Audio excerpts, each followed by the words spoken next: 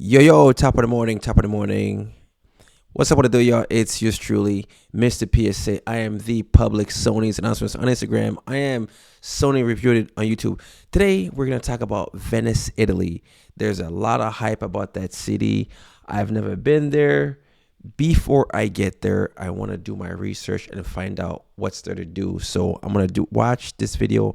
I'm going to react to it in real time, and we'll see if all the hype about Venice, Italy is really worth it, if it's not worth it. So if you've been in Venice, Italy, leave a comment below and tell me what's the best thing I can do out there for fun. I like beer. Welcome to Venice, Italy, one of the most beautiful and unique places in the world. This is one of the few cities on the planet where there's no cars, there's no roads, and there's no traffic lights. The only way to get around Venice is by boat or by foot. And if you're planning on visiting, I got you covered, because in this video, I'm gonna share with you the top 10 things to do when you're in Venice. The most famous bridge, secrets of Venice, and I'm talking about the hidden gems, the top place to eat, where to stay, the whole entire experience, so that way when you visit Venice, you'll have an amazing trip.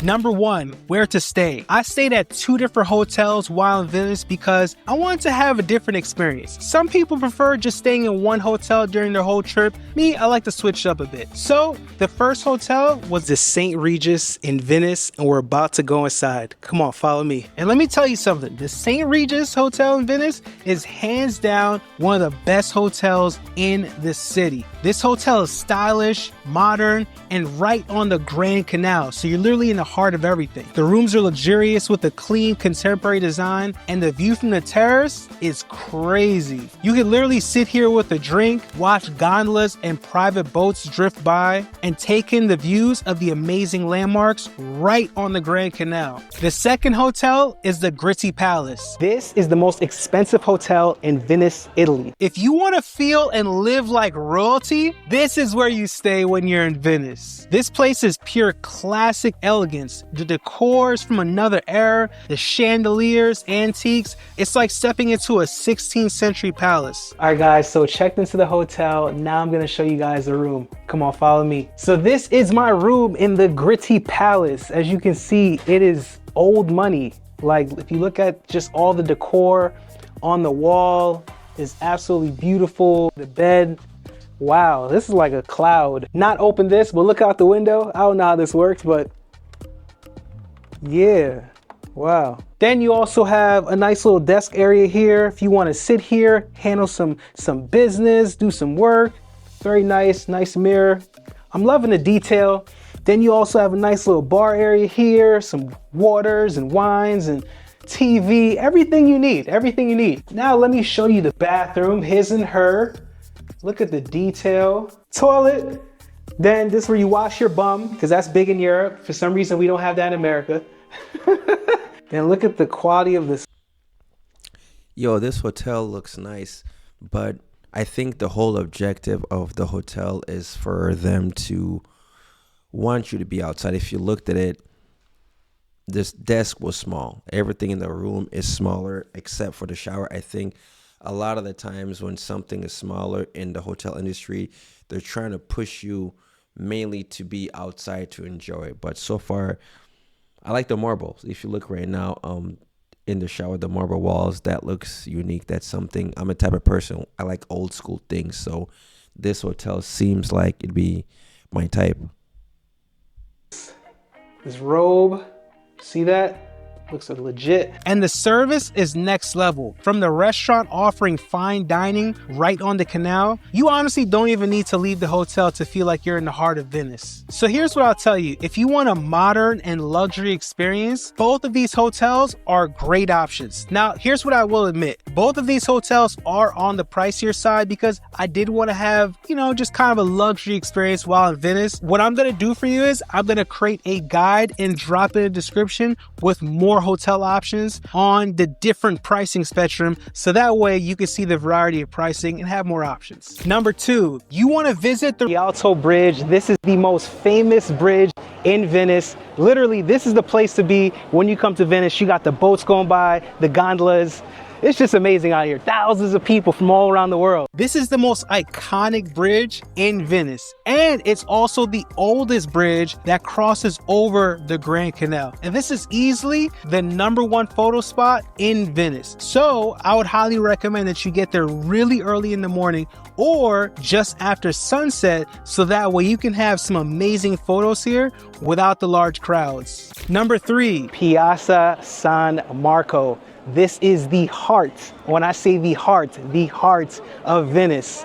Everyone's out here, so many tourists from around the world. This is a huge open space with gorgeous architecture and live music floating through the air. You can spend hours just sitting here, people watching, and just soaking up the beautiful atmosphere. Number 4, St. Mark's Basilica. This is one of the most historic and important landmarks here in Venice. It's also known as the Church of Gold because you can see there's gold mosaics within the church. Now listen, it's a beautiful building, and when you come to Venice, it's definitely a site that you must come see. Let's go. It's free to enter, but you could pay a little extra to visit the museum upstairs and walk out of the balcony for a view over the piazza. The detail of this place is insane. The gold mosaics, marble floors, and Byzantine architecture everywhere. This is one of those places where when you're in Venice, you have to visit. Number 5 is the Bridge of Sighs. That kind of rhymed a little bit. Anyways, right by the Basilica is where you can find the Bridge of Sighs. It's connected to the interrogation rooms of the Doge's Palace to the prison. Legends say prisoners would sigh as they crossed it, hence why it's called the Bridge of Sighs, getting their last glimpse of Venice. Today, it's one of the most romantic spots in the city of Venice. Number 6, go on a gondola ride. So that you guys can see right here, the gondola ride is where they put you in that little boat and you go under a bridge. Venice is a good spot if you're looking to propose to somebody. Venice is definitely a spot you want to go to if you're looking to get married. If you're just any big step you're taking in life, such as a leap of faith, and you kind of want to flex to your lady or ladies if you want to take your man, Venice is the place to be at. All these things that they're showing, actually in Vegas, they have something similar, but obviously it's not the same experience. And the best time to go to Venice, from what he's saying, is basically in the summertime, just because when you go in the summertime, the view is just immaculate. Or a private boat ride, or both. No trip to Venice is complete without going on a gondola ride. Now, is it a bit of a splurge? Yes. They charge about $100 for a 30-minute ride, but it is worth it. You'll get the opportunity to float through narrow canals under stone bridges, as this is a once-in-a-lifetime experience. And with the private boat tour, you have the option of getting picked up at your hotel if your hotel is off the Grand Canal. And also the reason why I like the private that's pretty dope. So if your hotel is off the Grand Canal, meaning you're staying, the water's right here and your hotel's right here, they will pick you up. Now tell me that's not gonna put a little water in madame, your ladies, pants. But yeah, this is definitely, it's a romantic hotel, romantic trip, romantic everything about Italy. Boat tours, because the boat itself, there's a indoor part and there's a outdoor part. So if it's really hot outside and the sun is beaming, you don't have to sit consistently outside with the sun beaming on you like you would with the gondola.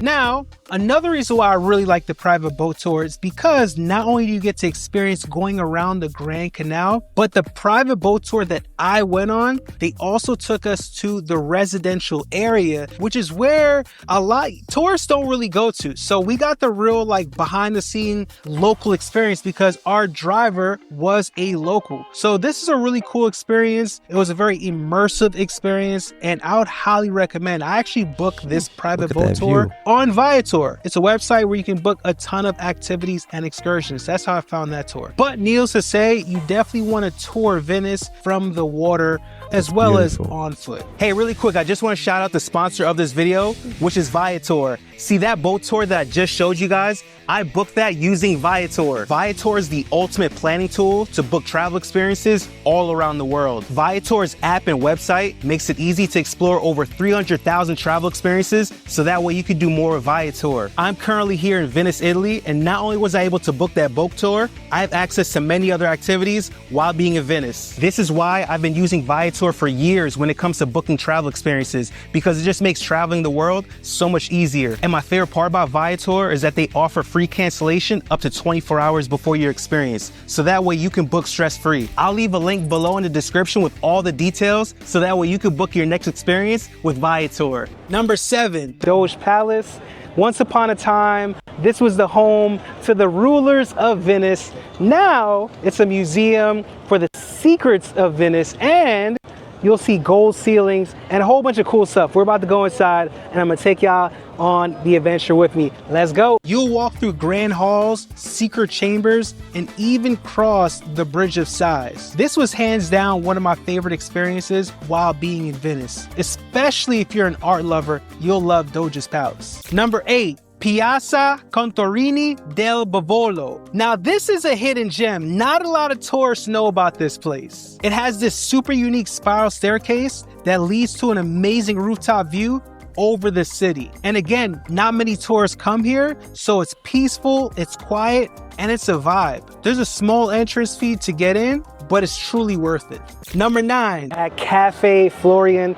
This is the oldest cafe in Italy. It's been here since December 1720. Can you imagine? 1720, that is a long time. So if we're here in Venice, we gotta check it out. It's one of the top things to do. About to grab me some little bite to eat and perhaps some coffee or some tea. Come on, follow me, let's go. Is it expensive? Is it overpriced? Yes, but it's worth it. There's live music,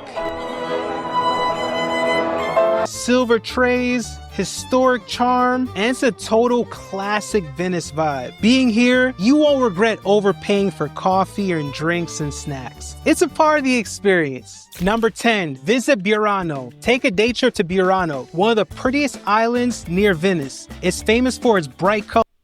Sheesh. Look how beautiful that is, guys.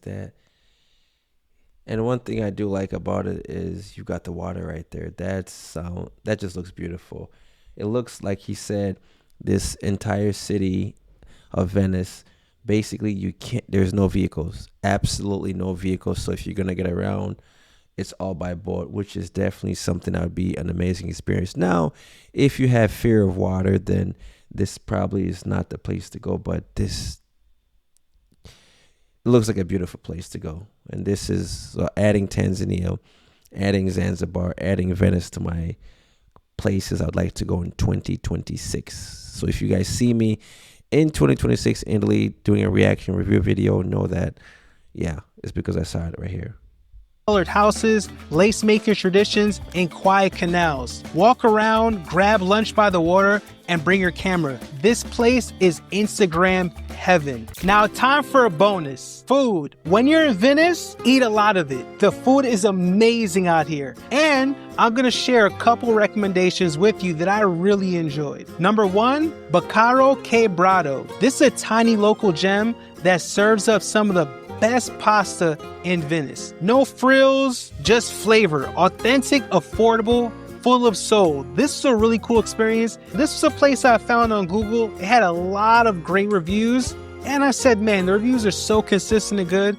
They can't all be lying. And let me tell you something, when I got there, they weren't lying. The food here was amazing. The second restaurant is La Piazza. Listen, I found this on Google. They had 18,000 reviews and 4.7 stars. I said, nah, I gotta try this restaurant. La Piazza nails the classic Italian vibe. From fresh pasta, great wine, and a romantic setting just steps from the Grand Canal. It's simple, elegant, and unforgettable. I got the salmon pasta, and let me tell you something. I did not want to leave Venice after I ate that meal. It was amazing, and I would highly encourage you guys check out this restaurant, and it's conveniently right by the heart of Venice, which is near the Grand Canal. And this is why you should visit Venice, Italy. If you enjoyed this video, hit the...